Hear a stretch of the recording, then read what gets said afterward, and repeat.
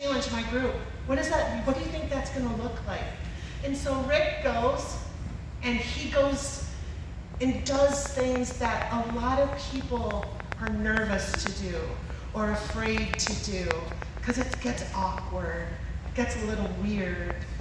When I was down on my last trip, I ended up bringing all these little, I bought all these little cars, little things that I could pass out to kids. And this little kid had this car and was running around with it. We were in a park, and I thought, oh, the joy that we've given this child to have one little car. And I heard someone say, oh, you better not lose that. Someone's going to try to take that from you. And I thought, someone probably will. And the thing that can never be taken from us are the treasures that we're storing up in heaven. So I'm gonna let these two have a brief little thing. But again, if they don't go brief, it's on them. About what it meant to them to go do Leg Up Ministry.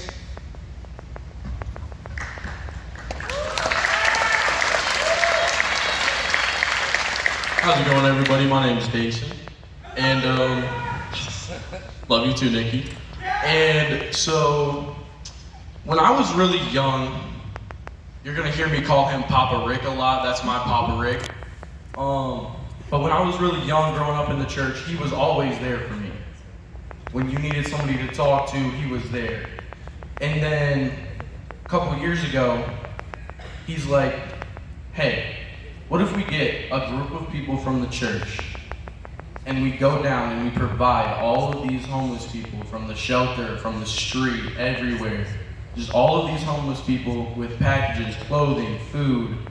And so we took soups and sandwiches, and then we took clothing and tables, and we set up this big sort of assembly line. And it was pretty slow at first, not a whole lot of people were coming, and then the news started getting out, like, hey, there's food, there's clothing, people see us. And so then a whole bunch of more people started coming, and at the end of the entire thing, we were there for about 4 to 5 hours, at the end of it, this guy walks up to Papa Rick, and he was like, Papa Rick, I'm cold. Is there anything you can do to help me? And Papa Rick takes his jacket off. The jacket he was wearing, that he wore down to Detroit to keep himself warm. And he gave it to that man.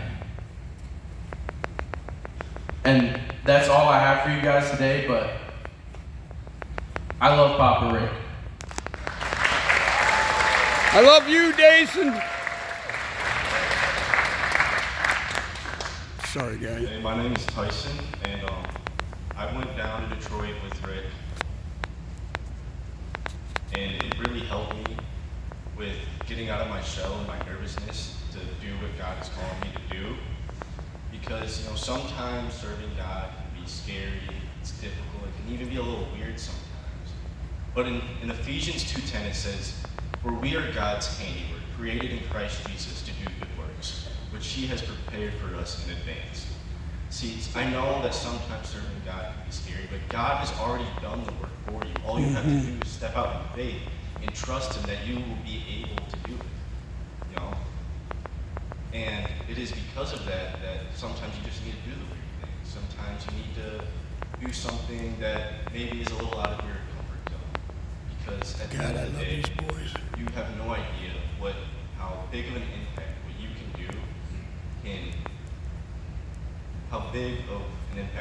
do can have in someone's faith journey, and how, I haven't spoken to Rick a lot, but just with the small amount that he's spoken to me, it has changed my faith so much and helped me be more outgoing. So just that one little thing that's maybe a little weird, a little scary, if you do it, it can have an impact on dozens.